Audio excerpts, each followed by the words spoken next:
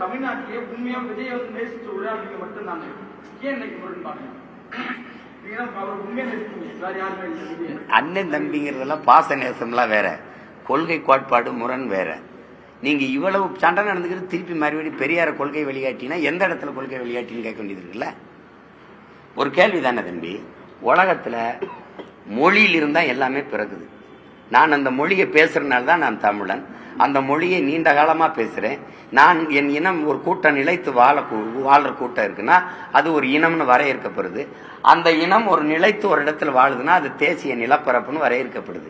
அப்போ மொழிதான் எனக்கான கலை, இலக்கியம், பண்பாடு, வாழ்வியல், மரபு, கலாச்சாரம், வழிபாடு, வரலாறு, அறிவியல் எல்லாத்தையும் கொடுக்குது.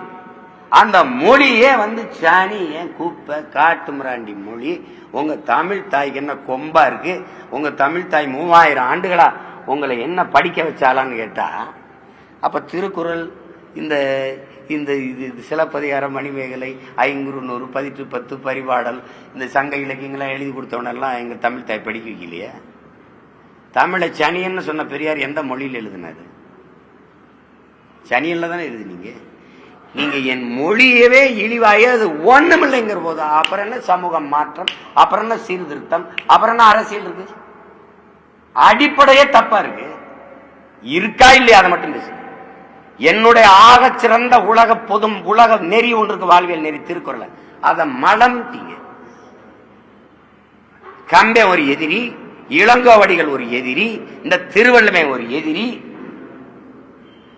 என்னுடைய எல்லாத்தையுமே குப்பைன்ட்டு அப்புறம் என்ன நீங்க சமூக சீர்திருத்தம், மாறுதல், எனக்கு நல்லது சொல்றது? அப்புறம் திருப்பி அவரை கொண்டாந்து கொள்கை வழிகாட்டினா எந்த இடத்துல கொள்கை வழிகாட்டி? பெண்ணிய உரிமையா?